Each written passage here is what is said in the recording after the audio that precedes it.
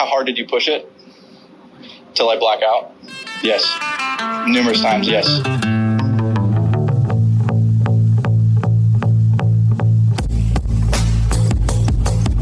What's happening, MuniciPals? This is Chris and Ashton. What's going on, buddy? Happy Monday, good sir. Played Presidio yesterday in 15 to 20 mile an hour of wind with Marcus, producer Jack, and our buddy Paul. And it was a great time. Experience. Yeah, it was one of those where I got in the car to come see you at like 1 o'clock, and it was hot. It was like almost 80 degrees, which for SF is really hot. Well, I packed a sweatshirt. And that's crazy too, because it was like the same temperature when you came over into Dublin to see me prior to dial in the hybrids. Oh, the Lydia Co hybrid. Usually it's like 100 degrees over by us and like 65 in SF. So very, very weird to have it on both sides. Yeah, and it was blowing all day. I mean, by the end, we were like, my hands were, the putting was not great because I couldn't really feel my hands, but it was good to get out there. And you went and played San Juan Oaks on Friday, correct? Oh, yeah. Yeah, so San Juan Oaks is on the Big C tour of the Bay Area prior to moving to Portland. So got to knock that one off. First stop on the tour. It was what I was hoping for. Freddie Couples design definitely threw me for a loop on a lot of the holes out there. Great set of greens, wide open, but a fair test of golf can extend it up to 7,000. So I mean, Freddie definitely wants to push it for some guys out there, but it was extremely enjoyable. Played with 3 older gentlemen. One guy runs the Caddy Master program out in Monterey, which I was very interested to hear about, and he was not too interested about giving out his info and trying to get on the pod, but gave him a handful of our tees and told him where to find us. So hopefully those 3 guys come and check it out. But really, really enjoyable, solo day out. But it's hard to find a foursome when it's Friday afternoon. So yeah, I felt for you. I mean, you posted it a couple times on the group, and then you took it to your personal Instagram. I was just like, I'm just going to throw it out to random strangers on Instagram. We'll see how weird this gets. Yeah, no, but I think one of the things we've bonded over, and I know our guest, who we'll get to shortly, feels the same way, is love playing with you guys have played with a bunch, but it's like, man, I am totally fine to play by myself as long as pace of play is okay. As like all the things we kind of hold. Pace of play is good, greens are good. I'll go play by myself. I'd much rather play with y'all, but I'm not going to let not knowing people get in the way of going and playing. No, that and that's my mentality. That's why I went out there and just did my thing, and it was super good time. Now I get to recommend it to all you guys, and anybody that's in the area of Hollister. It's kind of a sick place, so. A little background about the area. It's like, so San Juan Bautista is a, home of a mission. So in California, there's a series of places that are missions that were built by, I'm not a history major, so I could be a little incorrect here, but it's a series of missionaries that came up through Mexico, through California, built these missions to kind of, preach the word of God. So the beautiful, beautiful properties all through California, and San Juan Bautista is one of the largest and nicest. So you can check that out when you're out there, and then hit up Freddie's course and have a good day. It's really, really enjoyable. But speaking of strangers to me, but very, very close friend to you, Ashton, and soon to be, great friends of myself as well. We've got our friend Nick here on the pod. We wanted to have Nick on kind of because he started playing golf about a year ago, actually exactly a year ago. Grabbed himself a box set of clubs during COVID, went out and did whatever, a lot of people in America did, and just, picked up the game and absolutely fell in love with it. So he's got some great stories that go along with that. Ashton went back home for a while, got in some golf with Nick as well, and got some great experience in there. So Nick, how's it going, my man? Hey boys, thanks for having me. Excited to be here. Chris, that's a pretty big introduction. I don't know if I have a bunch of great stories, but we can flesh those out and y'all can make the decision later. But really excited to be here. Thanks for having me on. I mean, you've experienced a lot for your first year of playing golf. I mean, some bucket list things for myself that, I haven't gotten down to the South to play some of the, great experiences that you've had already on some of those courses, but yeah, I think a couple points there. First being, I think I had a good golf Sherpa. Ashton really helped me get my foot into the game, and so deserves a lot of that credit. But also, like, we have a mutual friend, Ash and I, who played his first round of golf at Pebble Beach. And has the Pebble Beach golf bag to prove it, and the box set of clubs that he got at the Pebble Beach Pro Shop as well. So I'm not quite that level. I was introduced at a true Muni in Atlanta, Georgia, and started playing that way. But you're right. I started with a box set of clubs and started a year ago during COVID. So happy to go into that. Happy to give more detail on how all that went down. But yeah, man, it's been a great journey over the last year, and absolutely have fallen in love with the game. It's been fantastic. Yeah, so like anybody that stumbles across our podcast and is, thinking about, if you haven't picked up golf or if you are just starting, it's not a lot of money to get started. Nick, what was the cost of your first box set that you bought? Yeah, great question, man. So, and you're right, it doesn't have to be a lot. And honestly, you can do it cheaper. I did it a more expensive way because I don't know. I felt comfortable. I'm the kind of person, and Ashton can attest to this, I do a lot of research before I purchase anything major. I went on a trip to Europe with my now wife a couple years ago. I spent 3 or 4 months researching backpacks and purchasing a backpack to use to take my stuff in. I also spent that amount of time, maybe even more, looking at the right shoes, the right boots to buy, because I wanted one pair of shoes for the entire trip. So I'm the kind of person who's going to do a lot of research ahead of time. And when I was getting into golf, and maybe even to back up just a touch, I got into golf during COVID because my entire life I've been a hockey player, and I think there's a very natural marriage between hockey and golf. A lot of hockey players, a lot of baseball players play golf in the off season or play golf in their spare time, and I'd never really given a shit about it. I'd played once a year as a kid or whatever with my dad. He'd buy me ice cream if I went out with him, but during COVID, when COVID hit, they shut down the hockey rinks, and I had nothing to do. And I was crawling up the walls of my house. I needed an athletic outlet. And I remember very specifically back in, I guess it was April of last year, I was on the phone with Ashton, and he was telling me about this round of golf that he had played with his dad and how it had totally cleared his mind because he had just been doing the same thing, crawling the walls when the COVID quarantine hit, and how it was just this like major release of just pent up energy and frustration. And it just like totally was great to shut his mind off for 4 hours. And it just sounded so attractive to me. And it was exactly what I've been missing since the hockey rinks had been shut down. And so at that point, that was on a Monday night. After we hung up the phone that Monday night, I started doing research on golf clubs, and that's sort of how I got into it. And so I ended up, Chris, to answer your question in a roundabout way, I ended up spending, I think it was $350 on, and I'll tell you exactly the set. It was the Strata Tour. So it was like one step up from their like very basement level set of clubs. I bought it on Walmart.com, got it shipped to my front door in 2 days. Again, I think it was like $350, and I got driver 3 wood, 4 and 5 hybrids, 6 iron through pitching wedge, and a 60-degree sand wedge, which I don't think I ever flushed once before I finally threw it away. And I got a carry bag, and it was a great set to get started with. Strata is owned by Callaway, so these are like Callaway clubs with heavy air quotes around them. That's why I felt comfortable buying them. I think if I were to do it again with the knowledge that I have now, I would have gone on to something like Second Swing or the Callaway pre-owned website and built a bag a little bit more intelligently. But at that point, I didn't know what I was doing, and I didn't feel like asking Ashton for every single club recommendation that he could have given me.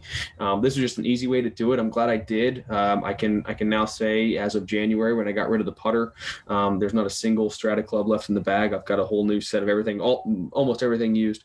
But I've just sort of built and pieced things together over the last year or so. Which you can do affordably too. I mean, yes. Me as a guy that builds clubs and runs the shop at a golf shop, Golf Mart in Dublin, not an advertisement, but come and see people. If you're in Atlanta, they're called Edwin Watts. it's same company owned by, same company that owns Golf Mart. We have, stores across the country. The company is really great. And I wouldn't praise them unless I actually thought that the company wasn't.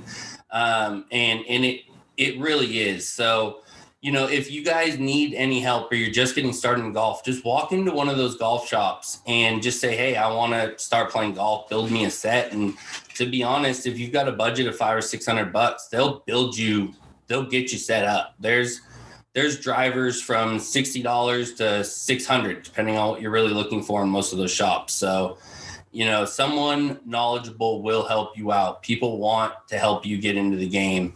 And like you said, you start off $350 and then you end up slowly replacing one after another and kind of just building your set over time. And you don't need to go and get custom fitted. Like, we don't want to get into how much Ashton actually paid for his set. It's a little ridiculous, but we're not going to go there. But and then someone like me that gets seated a lot of equipment, and I'm very blessed to get free stuff from a lot of the larger manufacturers. So I get to play a lot of the new equipment that I don't actually have to pay for. So, Chris, I hear you're a Cortex man. Is that right? Oh yeah. So yeah, that's never going to happen. Let me tell you, I own a Cortex. I game with Cortex. Brian Urlacher would love to hear that. Love to hear that. I was hoping to bond with a fellow people. Cortex man. That's all. Oh man. Yeah, no, never messed with the Cortex. Almost, if I wasn't moving to Portland, I would have taken on the Wilson ambassadorship, and I would have probably let them know that I was going to leave the woods out of the bag. There's no way I was going to sneak those in there. Fair.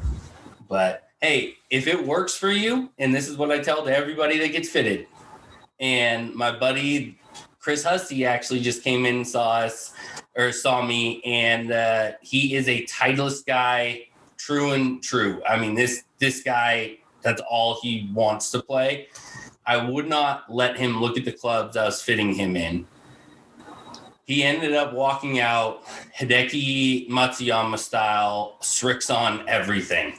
So we got him in a Strixon driver, Strixon irons, and he was crushing them better than any Titleist thing, And to be honest, I play all Titleist woods, and I play, I switch between kind of a Callaway and TaylorMade driver. So the brand doesn't matter. It's whatever fits the person swinging it. So, tinkering with them. And a lot of these stores also have 90-day guarantees. So you can buy a driver. If it doesn't work, you can bring it back, and kind of with all the other clubs. So you really can dial something in. If you're starting to play golf, check it out. I mean, you'll definitely get hooked right off the bat. And then we all know Nick got hooked immediately. I did. That's very true. So I started, a year ago now. Started in April when the set got delivered, and starting in April, I started playing with Ashton. We were playing every Wednesday morning.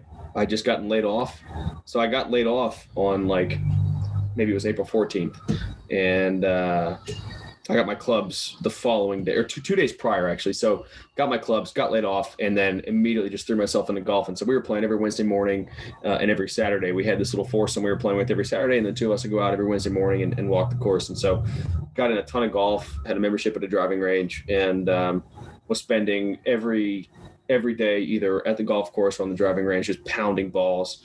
And it took me probably 6 weeks of beating my head into the wall with a disgusting over-the-top move and a mega slice with the driver, which probably every new golfer has experienced before. And actually, Ashton, the course, I played Lakemont with some friends in Atlanta, which is the second course at Stone Mountain.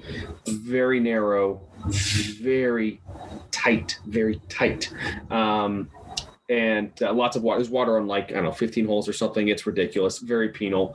And if you can't keep your ball on the planet, you're going to get absolutely ejected. And I did. I shot 120, and I got home that day. I was so pissed off. I was like, all right, that's it. I'm getting lessons, and started taking lessons. And those made all the world of difference in my game at that point. So, but yeah, to your point, I played a ton of golf over the last year. Probably more than my wife would love for me to play, but it's been a huge as Ashton alluded to when I first bought my set, it's been a huge, mentally freeing for me, right? Since I can't play hockey, I'm not going to go sit in a sweaty, damp, dark, small locker room with 15 other dudes breathing all over each other. So I can't play hockey right now. So golf is all there is for me. And I honestly, I don't hate it. I mean, it's fantastic. It's been such a great experience. Gotten to go to places like Sweetens Cove in Tennessee. I played there for 3 days. I played a bunch of courses on the Robert Trent Jones Trail in Alabama. Had some cool trips and seen some cool things. And it's just been a total lifesaver from a mental standpoint and also an athletic outlet standpoint. So it's really become the thing I look forward to most on the weekends or during the week if I'm going to the driving range. Love pounding balls at the range. Love going and practicing a short game. Just been the total lifesaver. So it's been a great experience thus far. It's the kind of thing where I know I'm not the only person who has said this in their life, that they wish they'd picked up golf sooner. I wish I had, but I'm glad I at least found it now. So it's been a blast. Yeah, I mean, it's funny you say that because, I was captain of my golf team in high school, and I was also in the metal band in high school. So, those two things don't really go hand in hand very often. So I had long hair past my shoulders. I did not look like a golfer, but I was absolutely enthralled with the game starting at 9 years old. And so all my friends in high school and everybody I knew kind of made fun of me and gave me shit for, being so into golf and stuff like that. And now all of those same friends are now, getting into golf and learning the game and asking me questions about it and trying to find clubs. So it's just really funny because golf is always, for me, I've always been, which is funny. You wouldn't think meeting me now and, Nick just meeting me tonight and Ashton knowing me for a short time. I used to be a really high-strung guy, very short temper, and very easily set off. And golf was always the way for me to, relax my mind and completely reset. So anytime I was ever, in a situation where, I was just completely lost, golf was always the place that I could find. And so it's always been there in my life, and it's always been something that I might have dropped off or stopped playing for a while, but I've always come back to, and it's been there for me.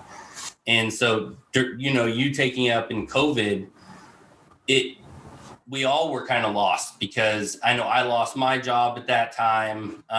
You lost your job there. So government was paying for us to kind of relax our minds and go out and play golf. So that was a really good time to kind of pick up and kind of learn. So I know, how would you say it was a release for you, or kind of your way to, not be cooped up in your one little area? Yeah, I mean, you said it. It was a relief. Very personally, I've been a kid and a guy growing up who always needed to have some sort of athletic outlet, no matter what it was, just to feel mentally at peace, right? Like to sweep the cobwebs out. I mean, even as a kid, I would set up a speaker in my garage and rollerblade around my garage. My parents would back the car out.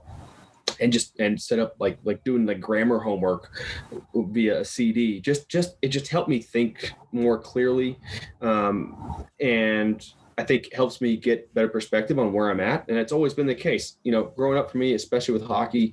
There's nothing I like more than going to the rink and just skating, and you just kind of forget everything. You put your gear on, you hop on the rink. As soon as you step foot on the ice, your mind is it's totally focused on the task at hand. It totally drops every work or school or personal issue at the door, and you're just focused on the task at hand, and you kind of lose yourself in the moment. You lose yourself in the activity. And golf, very readily picked up that mantle for me last April, and for 4.5, maybe 5 if you're playing a public course on a Saturday afternoon, hours on the weekend, you're able to just relax and forget about everything. And if you have a speaker with you, throw some tunes in, crush a couple beers if you're with some buddies who want to drink beer, and relax and don't think about anything. All you're doing is thinking about the next shot. You're thinking about the next shot, thinking about how you're going to play it. figuring out if you need to attack the bunker or play it safe and play towards the center of the green, those sort of things, like that in and of itself, and focusing on the task at hand is so relaxing and just helps me think more clearly about every other problem I might be facing in my life. Chris, you mentioned you were laid off during COVID. Same here, like I said. And it was very stressful. Of course, I'm sure it's stressful for you. But when I was on the golf course for those 4 or 5 hours, hopefully more like 4, it was a total stress reliever, and it made all the difference in the world in my personal life, my physical life. I mean, I wasn't like going to a gym. I wasn't like working out. So going and walking, because walking, Ashton and I have discussed this many times, like walking a golf course, it increases my the enjoyability factor of the round by 50% over riding for me personally. So being able to do that and get exercise, the course that we played all the time, River Pines in Atlanta, I know Ashton's given it a shout on the podcast before. It's like a 6.5 mile walk, and getting that exercise in, that was beneficial. There's so many benefits.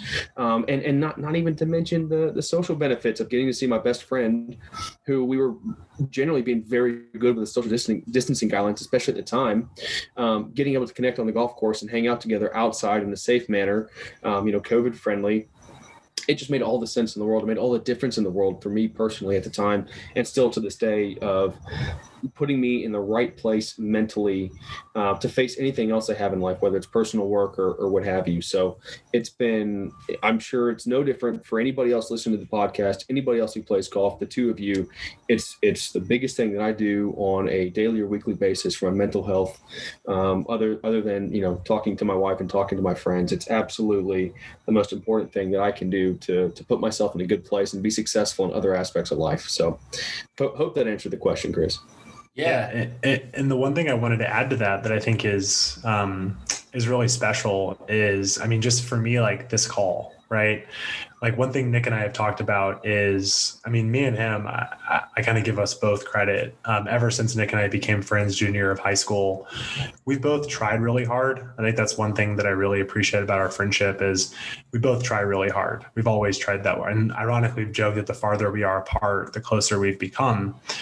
But what this last year has done for our friendship is it's broken through a proverbial ceiling, because Nick and I, we talk about baseball, we talk about other stuff, but to now have because we talk about hockey, but no offense, I hope he's happy. I just don't care. Right. It's just not something that interests me at all. But to have a hobby has totally unlocked this next level where it's me and him are talking about going to Soul Park. Right. Or we've had these Sweden's examples, or, at some point, hopefully both of you, it's we're going to be sitting on the first tee at St. Andrews and be like, oh my God, that's not something we were ever going to have. I'm sure we would have traveled. I'm sure, but it's hey, let's go to the Bahamas. That's cool. Right. But it's oh my God, we're at St. Andrews. It's just another level. And even with you, Chris, we've talked about is I think that I've never made a friend the connection we have as fast as we have, but it's because one, we're similar people. Very different in styles, but we have a lot in common. But golf is the thing that's supercharged our friendship so fast. And so I think that's what, again, just looking at both of you on this Zoom call, that's to feel so special about golf. It's it's taken, the best friendship I've ever had and completely unlocked a new level. And it's taken someone who I didn't know at all in October. And I consider you one of my best friends as well. And that's really wild. And something we talked about on the trip too, is it's kind of hard to make new friends as an adult. I think we all have partners who we love a lot, but it's ironically, this conversation right here, it's only happening because of this game. And for that, I think I'm really grateful. And I'm sure you both are too, Well said.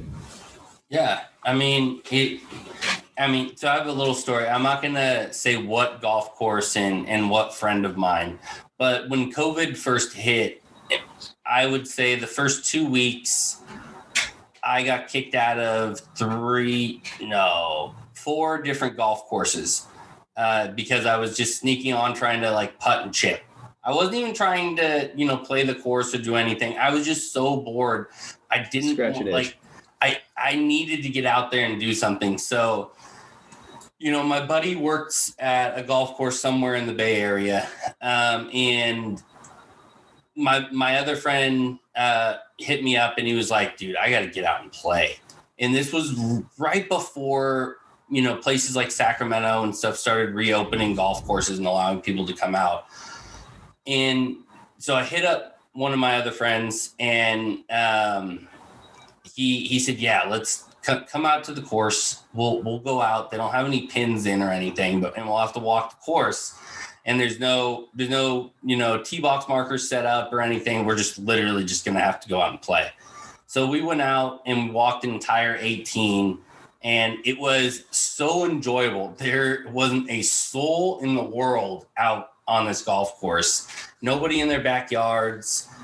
It was absolutely the most peaceful thing ever. And they had all the cups flipped upside down, so we could see these white little domes on the green. So you had something to aim at, and you kind of see where you were going.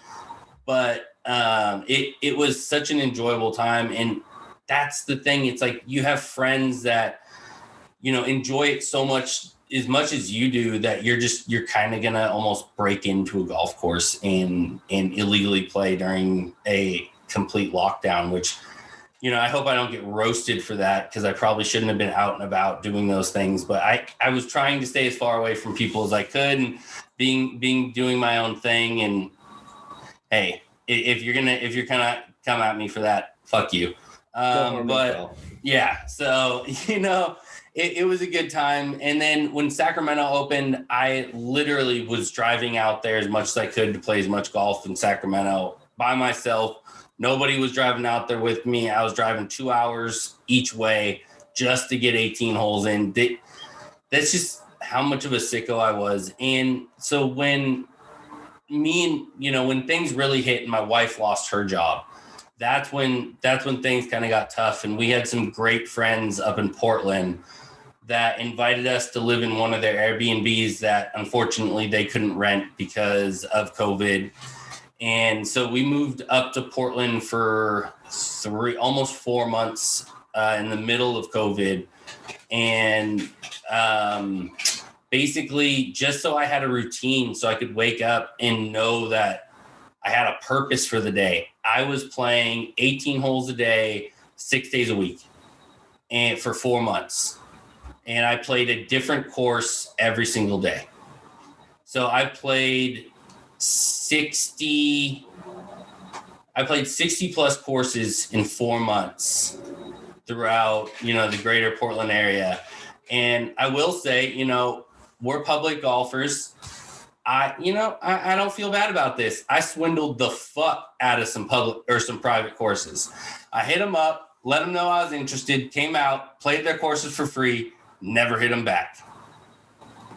Ghosted the shit out of them. You know what? I don't feel bad about it. Not one bit. I'm not going to lie. I'll probably never be a member of your course ever. So glad I got to experience it once, but that's how I also got. Chris, you're lucky they let you play for free, man. I did something similar, although with better intentions. In Atlanta, I very seriously considered joining a club called Rivermont in Atlanta, probably back in August of last year. When I only been playing golf for like 5 months, I was still dog. By the way, I'm still dog shit. I'm just less dog shit than I was back in August. But I considered joining enough that I called the membership coordinator and said, "Hey, I want to come out and check it out." And they charged me the full freight guest rate to play the course as a prospective member. That's rough. So, I mean, good for you for getting free rounds out of this. Yeah, thing. I got denied by 2 courses out of the 18 different private courses that I played during COVID. And I didn't pay for one of those rounds. And I would say 60% of them also gave me beverage cards for up to $50 of free food and drinks. That just doesn't even sound like real life. It was absolutely incredible. And I'm not going to name names, but it was all of them in Portland. All of them. Okay, so we're a public golf podcast, and you played 18 rounds of golf and get free clubs from manufacturers. It sounds like we're going to call this like the sugar daddy or the gravy train or something. You know what? Really a man of the people. I don't make a lot of money with the career choice that I have, so I take what I can get where I can get it, and I'm not gonna feel bad about that one bit. Nor should you. So. Good man. Nor should you. Big C. C stands for C-suite. You're the Tron Carter of this podcast. Incredible. I didn't know this. I'm not going to say private course is ever going to get my money. Even though you've already joined a private club. I was a member of a private club in the past at one time. It was the worst experience I ever had, and that's why I've dedicated my life to public golf. You know, so, and you know, I'm a pirate of private courses. I go out and pillage them for free rounds and free drinks. So, is what it is, and I don't feel bad about it at all. But you know, it was a great time. It got me to go back to what we were talking about. It really got me into a routine because I'm a man that likes to wake up and have an agenda throughout his day. I can't just wake up and have the same openness every single day, day in and day out. So golf really gave me that routine and schedule and, you know, really kept my mind at ease throughout, you know, all of the time of unknowns because, you know, my wife was furloughed. I was laid off. So I had no job to come back to where my wife eventually they were going to call her back at some point. So, you know, for me, it was a little scary because you don't want to be the one in the relationship that, you know, isn't supporting the other. So for me to have golf and to, you know, keep my mind at ease and, you know, be able to go out and play around, come home, apply for jobs and kind of have that routine every day was money for me. And I know for a lot of people that was kind of their escape as well with golf and being able to wake up and have something to actually do and get out and actually see somebody and not, you know, sit there and see somebody through Zoom or what it was. So, let's get into your stories of the places that you've got to play. So within a year, you've experienced some courses that most people don't experience in a lifetime. I would say, you know, the Robert Trent Jones Trail alone has got to be some people's bucket list places to play. So story with Ashton, when you went out and played, how many courses did you guys play when you played the Robert Trent Jones Trail? We played 3 locations. So for those who know or don't know, the RTJ Trail is a series of public golf courses in Alabama that they were built to support the Alabama, I guess it was the Public Employees Pension Fund. And they were built 30 years ago. And it's called the Robert Trent Jones Trail. He actually didn't design any of the courses. He's put his name on them. One of his junior designers basically did all the designing. And then I don't know who to credit for all that. But I think it's and Ashton could correct me if he's looking it up, but it's 11 different locations throughout the state of Alabama. Each of them has multiple courses, with the exception of one. They'll have multiple courses on site. So it's a great buddies trip. We had a blast. We went in July. So July of 2020, I've been playing for a couple of months at that point. Fun little fact. I was digging you about the Cortex earlier. I'd actually snapped my Strata driver at the driving range the week prior to our trip. So I had to pay extra to have overnight shipping done on the cheapest driver I could find online, which was the Cortex, which is how I'm gaming that today. So the first thing I took with that was on the Judge. Yeah. The first week I took with that Cortex was at the Judge course in where was that? I don't know. West Alabama.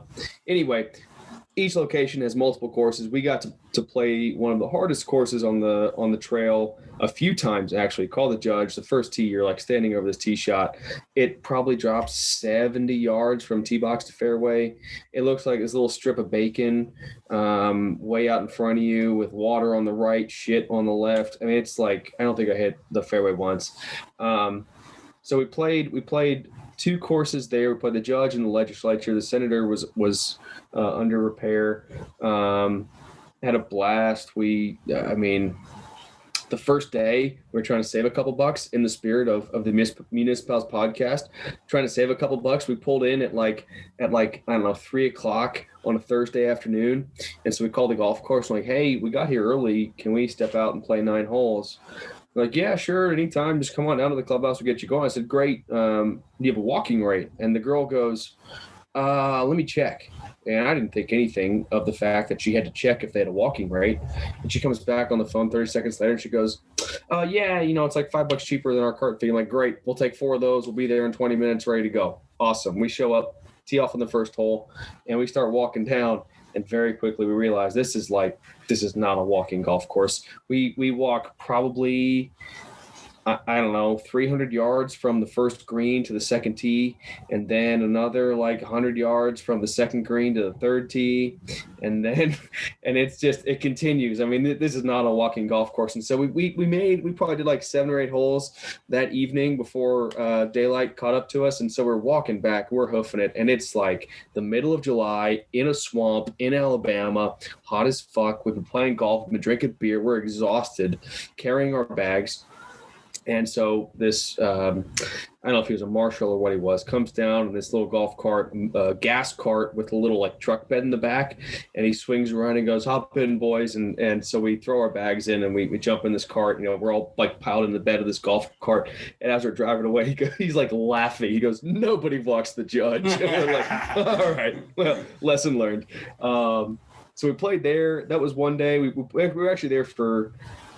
the second day we played like 50-something holes on the 2 courses combined. We ended up teeing off on number 1 at the Judge 3 times, which is incredible. It's this gorgeous tee shot. Probably the postcard picture of that entire Robert Trent Jones trail is the tee box on number 1 at the Judge. Second location was in Auburn, just outside of Auburn. A couple of really nice courses. On the water there. Played there on Saturday, and then Sunday coming in, we went to Silver Lakes, I think is the location. It's right on 20, the closest course to Atlanta. The courses themselves were like fine. Me and my partner were up huge, and then the rain came. We had to call the match, otherwise we would have smoked them. Hate that for you guys. Well, you would. Also, I think Jake was 1 under through 6. Yeah, I felt bad for him. Me and my partner were 4 up through 6, and my partner Jake was 1 under at that point. We were blitzing the field, and then got rained out. So tough scene. But the only memorable point of that day, besides the fact that we were killing them, was that the course names there are great. It was like Mindbender and Backbreaker and Heart Crusher and Soul Snatcher. It was, I don't know, a lot of fun. It's a great buddies trip for anybody who hasn't done the Robert Trent Jones Trail or who is thinking about it. It's public courses. It's affordable. I think to get to nuts and bolts of this thing, I think we paid like $109 for all you can golf every day, which is why we played like 50-something holes on Friday at the Judge and the Legislature. I mean, they just, as much as you want to golf, they'll give it to you. And what's so great, and we can't speak highly enough. I know, speaking for Ashton, I don't mind doing this. We can't speak highly enough for the staff members at these courses, everybody from the folks working inside the clubhouse to the folks, to the cart girls, to the folks giving you your golf cart when you show up, cleaning your clubs, the marshals. Everybody is so excited for you to be there. They're so happy that you've come and you're able to experience these wonderful course conditions. I mean, Ashton, other than like ultra private courses or things like that, I mean, like these are condition golf courses. The greens are so pure. And I want to emphasize that the greens are excellent at these courses. And for $100, all you can golf, it was great. I mean, they really give you the country club experience for the private golf price, and they make you feel like a king while you're doing it. We have nothing but awesome things to say. I have nothing but awesome things to say about the Robert Trent Jones Trail. Yeah, and I remember on that second day, our first full day, we teed off the Judge at 8 a.m. And I think we played 45 holes that day. We were on maybe number 7 of our third, not like we played 18, run like the whole 43 of the day. I remember the guy drove by in a cart and we're like, is everything okay? He goes, yeah, we're just checking on you guys. You guys were our first tee time off. You're the last group on the course, and we just want to make sure you guys are okay. You guys have played a lot of golf today, which was really awesome. You know, like it wasn't like trying to like hurry us up. It wasn't like push us along. It was really great. But yeah, to Nick's point, I mean, $100 for all you can play, and also the diversity. I mean, like the Judge is like a lot better than the Legislator, but to like break it up, it's like Judge, Legislator, then you can jump back, especially on a long day. It was great. The only thing that was a bit of a tough scene, which is more of just the location, the thing that I vividly remember was this was June, height of the pandemic. July. It was July. Like the food area was like full of like, there's like groups of like 20 guys with no masks eating lunch inside. And we were like kind of like, I just remember we were all kind of a little squicked out by that. We just hung out in the back porch. We just got sandwiches in the back porch. Sandwiches to go. Yeah. No, but it was a really great trip. And I think the other thing that I remember vividly too, this goes back to kind of, we'll talk about this. We've already mentioned this before, but how the public golf scene is a bit tough in Atlanta. I remember that the greens were so good at the Judge, Nick was like, I want like these greens. And I was like, yeah, no, I hear you. I mean, I would also like these greens everywhere, but I mean, the conditions were amazing. And again, for $100, carts, everything, it was a really, really great time. Yeah, and I mean, like we always talk about, when you're trying to plan buddies trip, those are kind of the places that we're looking for, because you can go out there, you can get cheap hotels probably locally, and $109, a day to play, unlimited golf is definitely a find, because I don't know one place in California that offers all day play at all for anywhere near that. I actually don't even know a place in California that offers all day play. No, honestly, Chris, the only thing that I can think that comes close to it, and it wasn't all day play, is Terra-Lago. Like when we got 36 holes plus a cart for, what was it, like $80? But that was also a deal. Like this is just what Robert Trent Jones actually costs to play. So I think that's a bit different. Is like, we're going at peak season, as much sunlight as we can get, and they're charging us $100. Like, but see, that's what resorts and stuff that are kind of out, in their own areas and a little bit more of a trek to find should offer, because just like we were talking with Marcus on the last podcast, where Bandon is you pay full rate for your first round, half rate for your second round, free for your third if you can get 3 rounds in. And that's sick. I mean, you're going to get sickos that go out there and that are going to try to go out, play the first 2 holes in dark just so they could get that free round in at the end. So, those places are incredible and life, changing experiences for a lot of people. And they make it to where anybody from any background and any place can afford to, go out and experience and have those lifelong experiences. So that's sick. I love that. And that's great that you got to experience that within your first year, because places like that and experiences like that are going to keep you fucking playing forever. Yeah. Absolutely. No, I mean, I think the other thing too, to your point though, is like, I can tell you confidently for me, and I know it's true for Nick and our other 2 buddies too. It's our first golf trip ever. And I think we all came off that trip, tired, beaten up, and I had some of the worst golf. I think I lost 10 golf balls on the first 9 holes of the Judge. To provide a little context to that, Ashton had just been down in Miami getting fit, and I'm so stupid. He had literally, on the day that we left, he had just picked up his clubs. And so I had Jake pick them up. Jake picked them up at my dad's house and delivered. Right. Like I couldn't even pick them up because it would have made us late. You pulled a big C so bad. Yes. You went on a golf trip playing with a brand new set of clubs that you've never hit before. And he was unwrapping the plastic on the first tee box. Oh my God. I will never forget. That's way worse than Big C. And this is actually, Chris, like another from yesterday. No one wants to hear about my club fitting, but don't put the 3-wood in the bag. But I remember to this day, Nick probably might too. Number 2 at the Judge, we're all juiced up.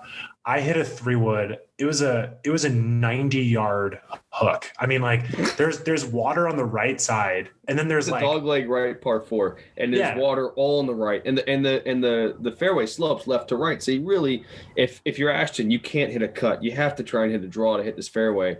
At least put yourself in decent position. That didn't happen. I think my ball. So there's like a pond, a pretty big pond.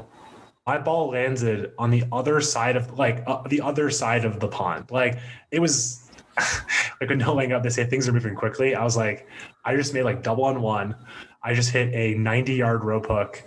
And I was like, we're on this golf trip. And I had that moment of like, my dad was like, why did you decide? He's like, had you even hit them warming up? I was like, no, like literally I had never hit these irons. And I'm like, putting them in play. And he's like, you're a dumb shit. And he's right. This is why you get fitted. And even though these were fitted clubs, I think they pushed a little bit of traditionalist, a little bit of a traditionalist set on you by having you go driver 3-wood hybrid, irons all the way through. They, whereas you came and saw me, and I saw the way that you hit your high bore technology, and I was like, this kid should never put a wood in his hand ever again. We just need to fit him in all hybrids, get rid of a 5-iron. Was it 4 or 5-iron that we got rid of? Both. So yeah, I now have a 23 and a 25 degree hybrid, and you saw that video. I mean, the Lydia Co 5-iron's like smooth as butter. I'm all about it.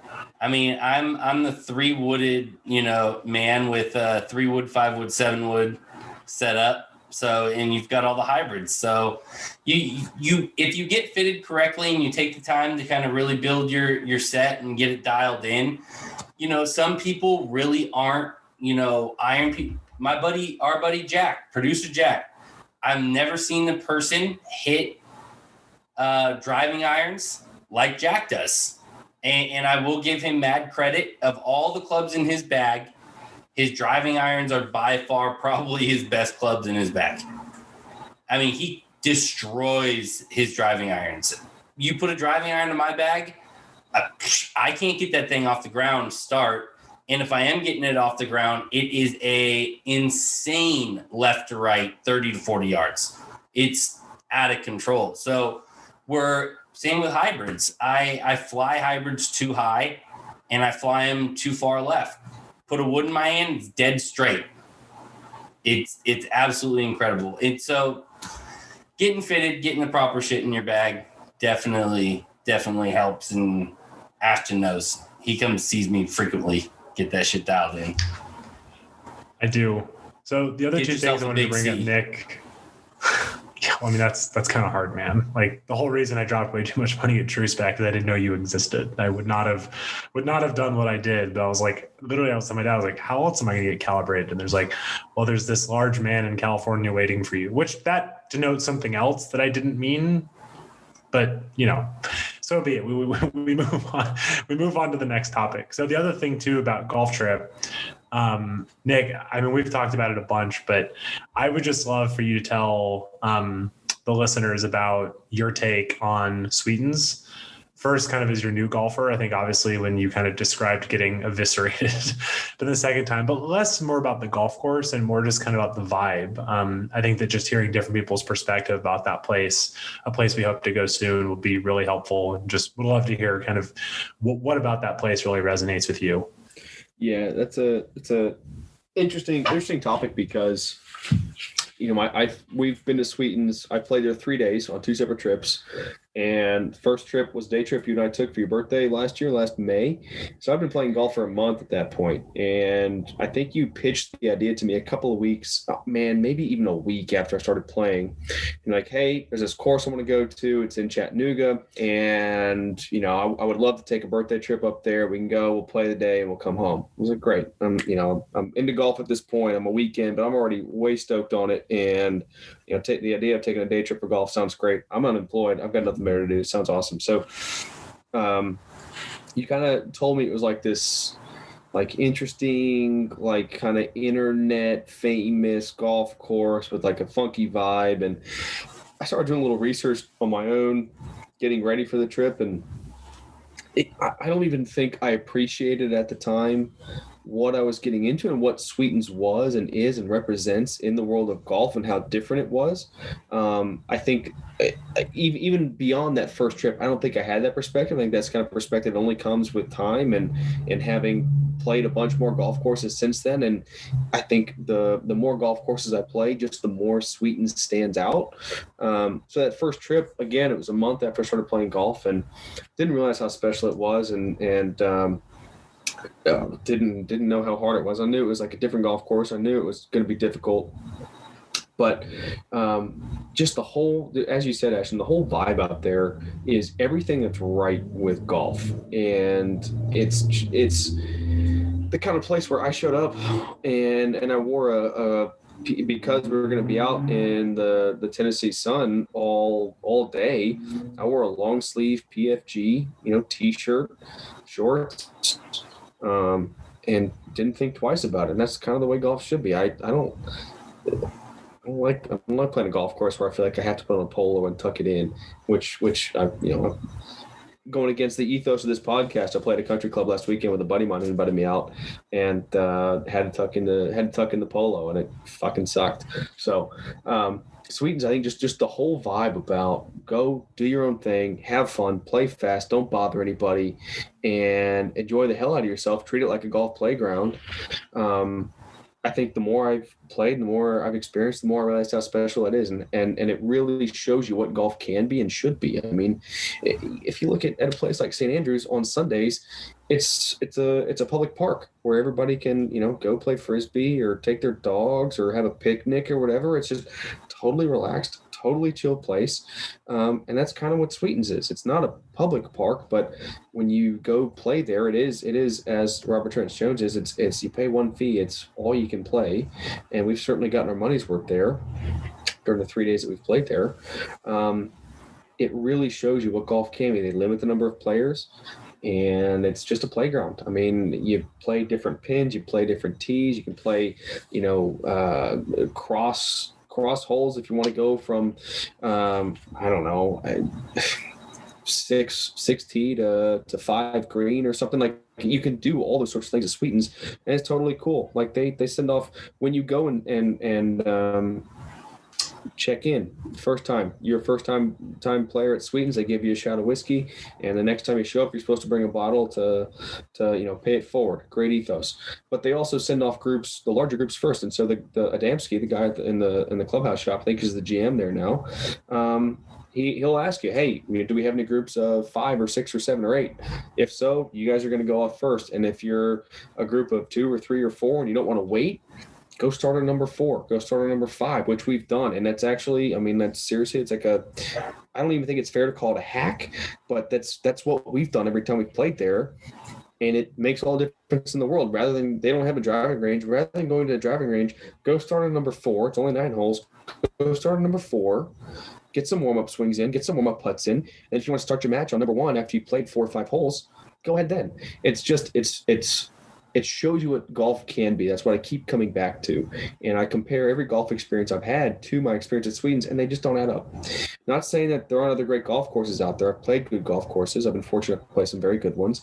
But Sweetens stands up not just to golf architecture, for those of us who are fans of Andy Johnson and the Fried Egg, stands up to every golf architecture critic there might be out there, but also stands up just to the fun factor.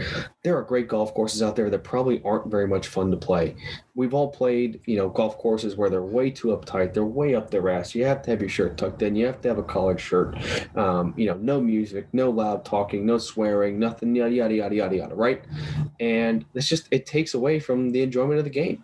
And what golf is just you on a walk with your friends, hitting the ball for 4 or 5 hours, enjoying some beer, enjoying some music. Chris, if we're playing with you, it's probably a hot dog with some corn syrup on it.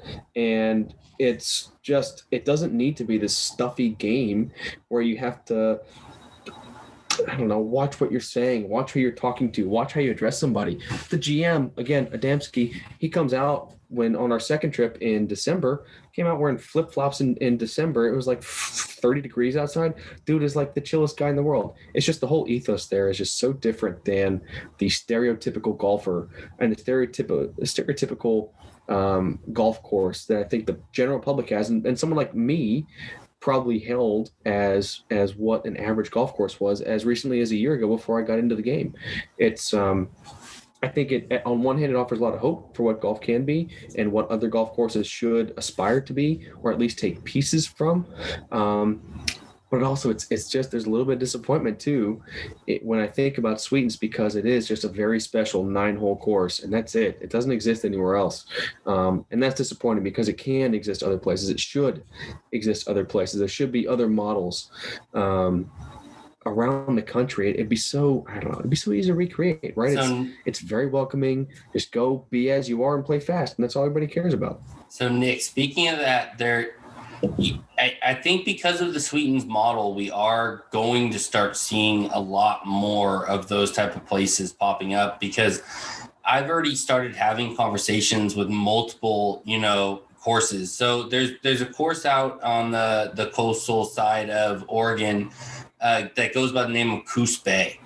And it was an older family that owned this course, and it's in a old logging town that's kind of retired, and hometown of Steve Prefontaine, famously. Yeah. Those of us who are interested in cross country, Steve Prefontaine from Coos Bay. Also one of the first Nike athletes. So if anybody knows that, University of Oregon athlete. Anyways, so Coos Bay, the people that own it now are from, the Seattle area. Family, two brothers and a sister that came down, purchased the course, and have basically wanted to create a family atmosphere, welcoming to all, open to anybody that comes out, very laid back. You can wear a t-shirt and, shorts, and bring your own beer kind of situation. Just really good people. And me and Ashton have had the fortunate, we've been fortunate to be able to be in a conversation with these guys, and I'm hoping, maybe on our Oregon trip that we're going to be doing here at the beginning of June, we might make a detour over to the coast and kind of stop in and see our guys out there. But you've got courses like that are really striving to kind of create those atmospheres, and maybe not at the level of Sweetens, but they're doing what they can with the budgets and funds that they have there.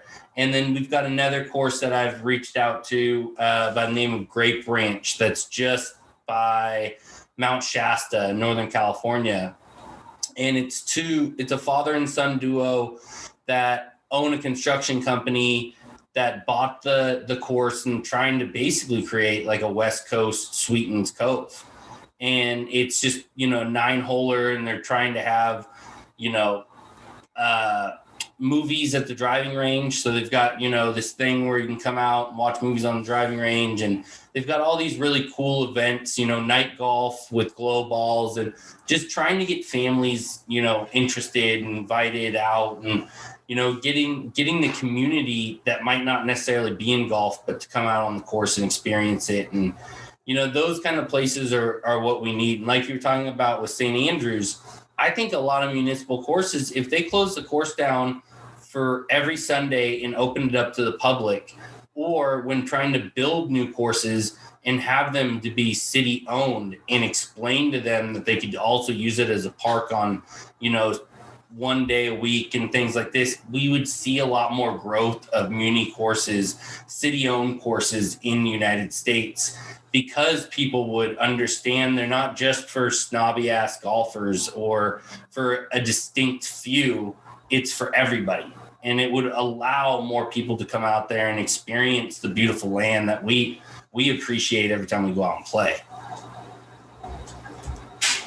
So, Sweetens is the model, and I would love to see more and more, courses and people like, the guys that own Sweetens to come out and actually purchase these courses and really turn them around and create these atmospheres, because it's beyond golf when you experience that.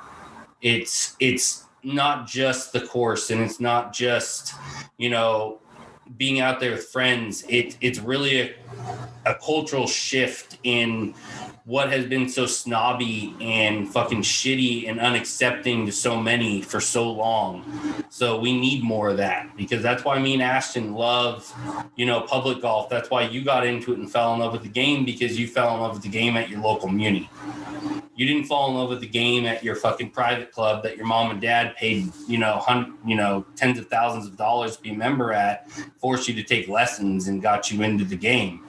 You bought a $350 set of clubs, went out to your local muni with your best friend, had a good time. And that's what public golf is all about. No doubt. That's what the game is about. 100%. And just to give a shout out again to Sweden, we were there. We met Rob Collins, who's founder and one of the two architects, is Rob Collins and Tad King, who designed that place and now own it along with Peyton Manning and Andy Roddick and a couple other guys. Crazy. But we met him and I mean Ashton and his dad, they were playing from the tips. At that point in May, I was not playing from the tips. I was playing a couple up. But we were teeing off on number one and Rob Collins comes out and is chatting away with Ashton and his dad back on the black tees and he watched me hit. I didn't love it. I mean, it was one of those I hit it and he goes, "Oh, nice." It's funny thing is I hit it in the left bunker. Like wasn't a very good drive, but he hits it and goes, "Nice ball." And I was like, "Thanks, Rob Collins." But he's out there in sunglasses and flip-flops just hanging out, like enjoying the fact that he owns this like badass little golf course in the middle of nowhere, Tennessee. And as a throwback or a shout out to the guys you just mentioned, Chris, the father and son duo who own the construction company. I know that when Rob Collins first started on Sweetens Cove, just as a little corollary here, he started it at the behest of a construction guy in Chattanooga who bought up the old Sequatchie Valley Country Club and decided he wanted to remake it. He hired Rob Collins to totally revamp the place and turn it into Sweetens Cove. And so that's how they got started there. It was in the construction business. Rob Collins ended up buying the place from him and running it himself. But that was, again, construction folks trying to get into the golf world. So who knows? Maybe that throws a little good juju to that place in California you were talking about, and maybe it takes off. I just think the more ideas we can steal from Sweetens and apply it to other places in the golf world, the better. It's golf nirvana. It really is. It's not historic. It wasn't built by old Tom Morris. It doesn't have hundreds of years of play. It doesn't host major championships. It doesn't have any. It doesn't even have 18 holes. But it's golf nirvana. And I know Ashton, who's been there with me 3 times now, like he would voice the same. It's absolutely the model I think that golf can look to grow to the future, to encompass, or rather to bring more people into the game, more people like myself who previously would never have given a shit about the game. Going to a place like Sweetens really shows you what golf can be, and it's really exciting, I guess, on the one hand, really exciting about that. So yeah, I mean, if I was going to say anything, pick up some sticks, hit up your buddies that play golf, and go out and enjoy yourself. That's really what our whole conversation boils down to. It is a game to enjoy with your friends. It is an escape from the world.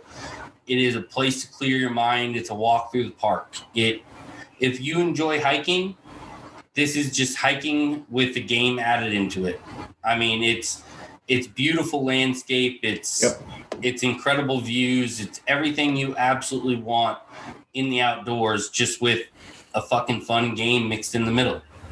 It's all you can ask for in life. And to be honest, I wouldn't want anything else. It's the best thing possible. But before we go, though, that's a very positive note. Nick has to tell. I'm not going to say anything. There's one story. I've played golf my entire life. No etiquette. I know rules. I've seen shit. We're going to have my dad on soon to tell some of his crazy stories.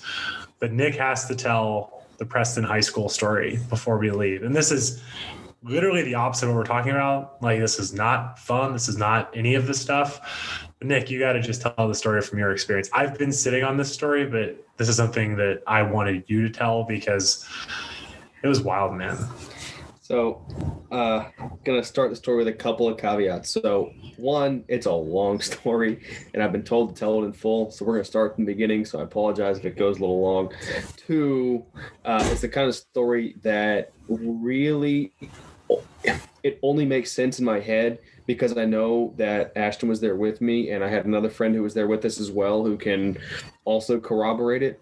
It would be the kind of story I wouldn't feel comfortable telling if I didn't have somebody there who can 100% back me up on everything. So, because it's just kind of wild enough where people behave so vastly different than we would imagine, regular folks would behave in a public setting.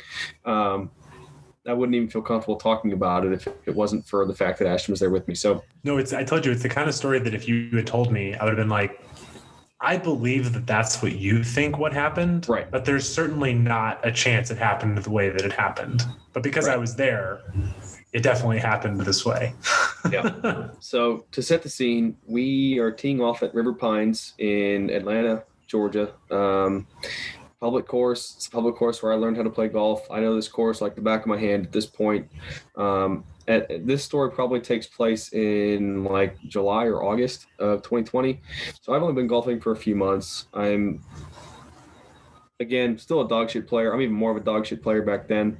Not very good. Don't really know much about etiquette in golf, or at least, don't know what's the norm or what's expected, and really lean very heavily on Ashton when I'm playing with him to sort of like set the tone and like show me like what we should be doing, or what, should we let somebody through, or should we, pick up the pace or whatever. I'm really leaning on him very heavily at this point to figure out, what's expected of us on a golf course. How do we behave properly, and how do we keep the pace of play going? So we show up on the first tee box, and at Herb Pines, I'm actually at this point very tight with a bunch of the marshals because I'm playing there for a year, like 2 or 3 times a week, and they all know me, and they all love me. And back in August, I still knew a few of them.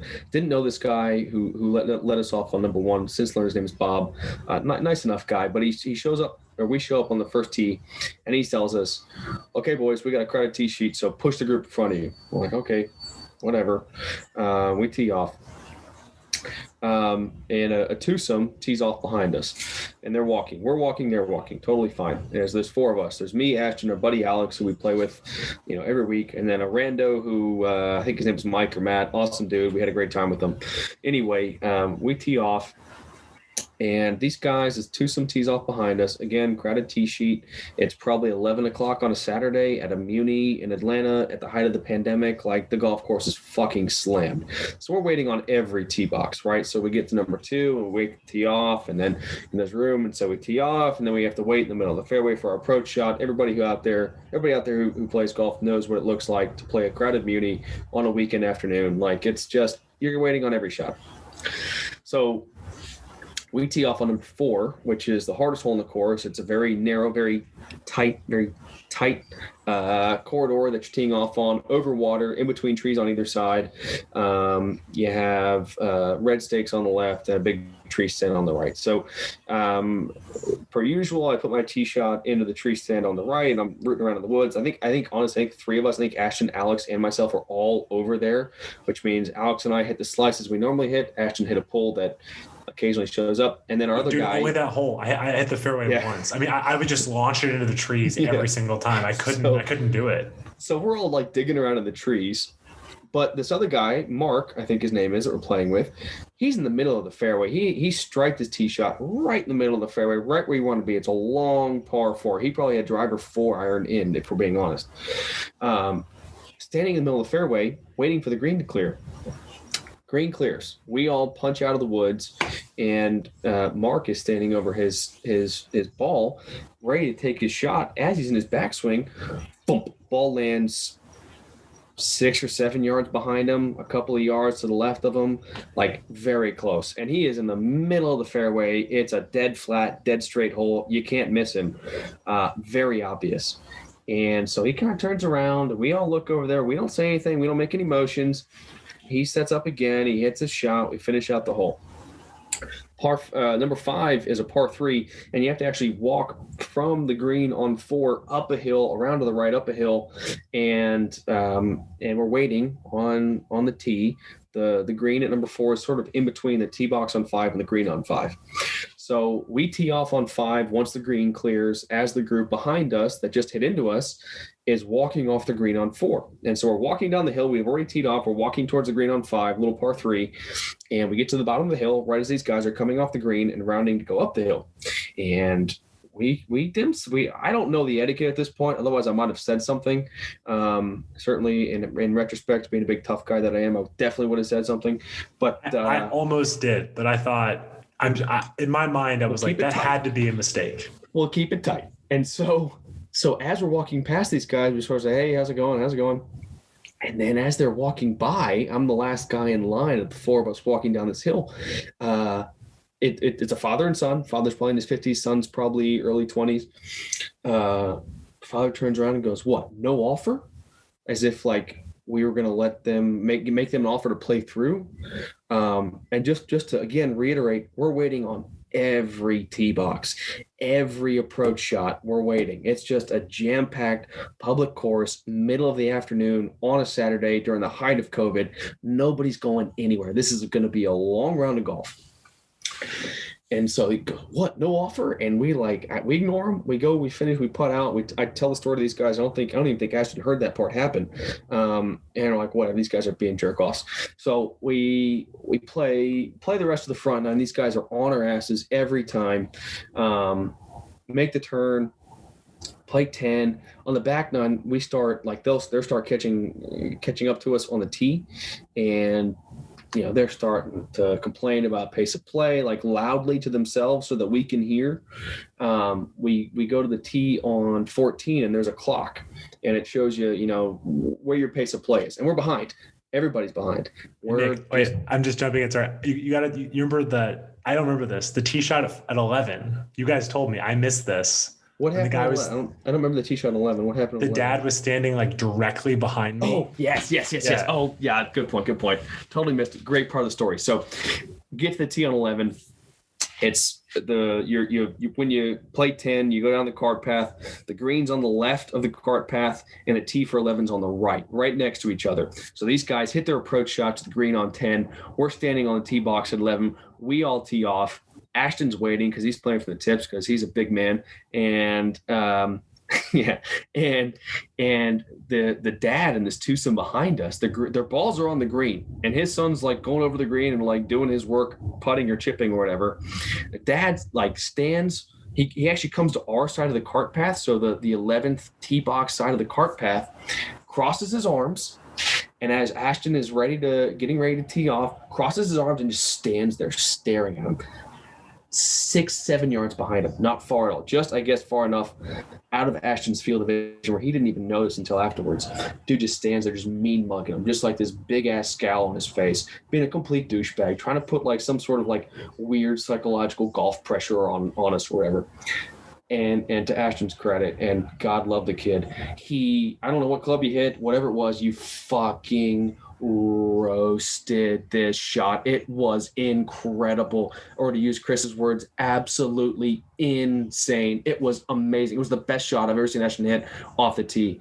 And so he puts this thing on number 11 at River Pines. There's water on the right, hazard on the left, and he puts it right in the middle of both of them. And I don't know, he probably had a putter in. I mean, he was literally hitting his Texas wedge for a second shot. Roast this fucking shot. Dad doesn't say anything, uncrosses his arms, walks and finishes out on number 10. So a couple holes later, we're teeing off on, Jesus, that's 10, 13, 11, 12. We're teeing off on 13. Because there's a little right. Clock there's a little clock says, you're so far, behind or ahead of pace. And of course, we're 10 minutes behind pace because everybody's behind pace because we're waiting on every shot. And so we're waiting on tee box on 13, and we're just kind of standing there, and these guys finish up on number 12, and they come walking up, and the dad makes a big show out of looking at, he literally walks over to the clock, which is well away from where he should have been standing, walks over to the clock, makes a big show of staring at the fucking thing, and then goes, we're so behind. We're so slow. And was literally making a complete scene. And we kind of ignore him. We're just whatever. Don't pay attention. We tee off. We finish up on 13. Connects to the 14 tee box right behind it, which is a par 3. We're standing on the 14 tee box. These guys finish up on 13. In the middle of Ashton's backswing, he's teeing off first on 14.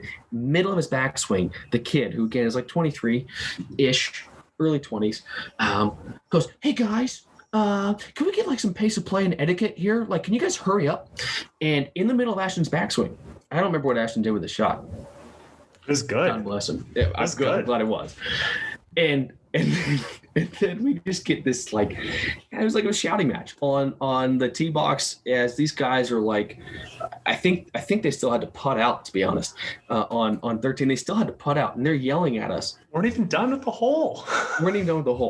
And the guy starts, he's you guys are so slow, and this is taking forever, yada, yada, yada. And we're buddy, where do you want us to go? What do you want us to do? You can't play through because we're waiting on every shot too. We don't want to wait on you guys as well. It's just a public course on a Saturday afternoon. It's backed up that's just how it goes. And then his dad starts coming at us, and he starts going like, oh, I bet you guys don't even have jobs, you bunch of losers, you snowflakes. I start yelling at the guy, and I've never been called a snowflake in my life, but I was kind of honored in this instance. Kurt starts calling me a snowflake, and yeah, you don't even have jobs, and I'm like, what the fuck are you talking You guys about? are so stupid. It's so You're fucking stupid. They sounded, and I'm not doing it justice because they sounded like a YouTube comment come to life. They sounded like somebody who comments on web forums, who has no actual social life, no real interaction with people, has spent way too much time online interacting with people as a troll. I mean, they sounded like fucking trolls, but they were serious. And then the dad started in on this stuff, and he goes, well, yo, my boy's he's got a great job. He works in sales. He's a Georgia State graduate. And I'm like, woo, Georgia State, look at you go, bud. And then he Claire's like, it's fine. And It's not the best. I really hope Ash just goes, go Bulldogs. Well, we were playing with 3 Bulldog graduates, and I didn't go to UGA, but still, though, it's like you're yelling at 3 dudes that graduated from fucking UG. Right. And nothing wrong with Georgia State. I've got plenty of friends who went there. It's a totally great school. Nothing wrong with Georgia State at all. It's also nothing to brag about on the golf course. No. I wouldn't brag about going to Harvard on the golf course. But he starts bragging about how his son went to Georgia State grad. He's got a sales job. And then I don't even remember what I said at that point, but then it caused his dad to go, yeah, well, this guy went to Preston High School. I'm like, Preston High School? What the fuck is that? Who the fuck cares? How in the world is that relevant to anything? His kid's a grown man now. Why are you quoting high school? It was Who cares? so fucking wild. If you paid for your kid to go to a private high school and then he goes to Georgia State, you fucking failed, motherfucker. Like, I don't know what to tell you. But, oh man, I don't know. You know, I'm in sales. I'm no genius. I don't know why he's bragging about it. Well, I just remember when those guys started to go in. Like, cheers, I didn't graduate college, so. Well, I remember when those guys suck that. When that guy started to like go in, Nick started to like argue, and I just go, wait, what the fuck are you talking about? I mean, like the entire premise of the argument, it was like they were playing. It's like they couldn't see. Like when they because the craziest thing to me was when they decided to finally confront us at that moment, they could see we had waited for the tee. There were 2 groups waiting for the next tee box, 2 groups in the fairway, a group on the green, and 2 groups on the next tee box. Like they couldn't have picked a worse spot to identify. Like we could see like 8 groups over the course of 2 holes, and they couldn't have picked a stupider spot to confront us. But it was like the entire premise was nuts. Those are the guys they weren't using. Oh yeah, so those are the guys that I basically turn around and say, well, you're absolutely able to go. Since you've got such a great job, you might as well go join the private club, so you don't have to deal with this on a regular basis. Since you make so much money, you might as well join one of those guys so that you can complain to them for so slow play instead of the local muni that you paid $28 to come out and play on a Saturday. It was wild. It was a wild experience. And so to sort of tie it all together, we ended up the other groups ahead of us heard us and were regulars at the course and heard the whole thing and knew exactly what was going on. There was a marshal that came down on 15, so a couple holes later. And this marshal was actually one that I'm tight with. Ashton was tight with. His name is Vic at River Pines. He's fucking awesome. Vic's the man. Anyway, he knew us. We were there 2 days a week. We had a regular game every Saturday with the 4 of us. Like, he knows who we are. He knows we play quickly and we're polite players or whatever. And the guys ahead of us heard the whole argument and were apparently regulars as well, also knew Vic. He already knew what had happened by the time he pulled up to us on 15. The group ahead of us had tipped him off. And he pulls up and stops. And Ash and I both like tear at him. We like book it across the fairway to go talk to him. And we start like getting in his ears like, hey guys, I heard the whole thing. I'm going to take care of it. Don't worry about it. And he goes, as he's pulled away, he goes, we can't afford to lose your business. Don't worry about it. Which is awesome. Vic's the man.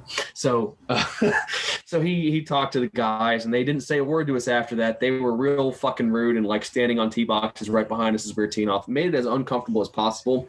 Didn't have another word said.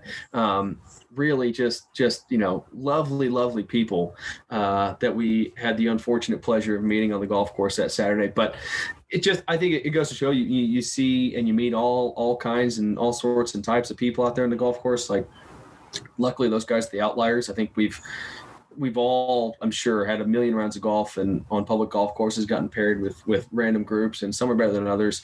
Those are certainly the worst people that I've encountered in the year that I've played. But fortunately have been lucky enough to have some really cool people as well. So anyway, kind of a long story and just an example of some of the assholes you might meet out there. And honestly, hindsight, I would have handled it differently. I think when Ashton and I were talking about it, like, we would have just, in hindsight, I would have teed up their ball in the fairway on 4, and if they'd done anything after that, immediately called the shop and then lit into these guys. I wouldn't have let it, I think, fester until 13. But anyway, lesson learned. Yeah, I think that's something in general. Like, one thing I think we're all learning is, like, Chris, when we play Diablo, I get it wrong every time. Diablo Creek, the 4-hour 9-hole round. Yep. Like, the second you pick up on something, like, we're paying them, it's on them to figure it out. Like, if we've got people hitting into us, like, we should not be, like, I told you, like, when you were, like, about to start screaming at the mom, I was like, dude, this isn't our fight. But, like, the problem is we should have done that 3 hours ahead of time. Like, we should have, to your point, Nick, we should have dealt with this on 4 or 5. Like, we shouldn't let it fester. But hey, we're kind of getting it figured out, but it was crazy. Also, one thing we want to add, this is courtesy of our friend Paul. We'd also like to tell all of our listeners, if you are having a situation on the course where something nuts is going on and you're waiting on a tee box, please either call. We're happy to give you our numbers, or just do a voice recording, and you can email us at municipalsgolf.com. We'd love to actually play you guys in the moment, like your frustration, what's going on, kind of in real time. So if anyone wants to do that, please, you can send it to us, you can text it to us, you can DM us. We'd love to play some of these calls, because I mean, I know that when you're in the moment and you're worked up, you kind of get some gold. So, it is kind of a byproduct of sometimes of municipal golf. Hopefully it doesn't happen to anybody. Hopefully never get those voicemails, but you also might get a guy who's, talking about where his 23-year-old son went to high school, and sounding like an InfoWars comment come to life. So, anything's possible. Hashtag content. Yeah. Yeah, well, for sure. And with that story, we'll end it there. Thank you, Nick, for joining us. It was absolutely epic to meet you. Can't wait to play some golf. It's gonna be a good time. I know you're gonna join on one of our trips coming up soon. Yeah. We'll get that going. West Coast. Nick just moved to San Diego. He's freshly married. Yeah. Congratulations. Welcome to the West Coast. Thanks, boys. Anybody out there in San Diego wants to play some golf, hit me up. I'm looking forward to getting out here and learning some of the munis out in this city. So definitely hit me up. Thanks for having me on, guys. A lot of fun. All right, guys. Take it easy.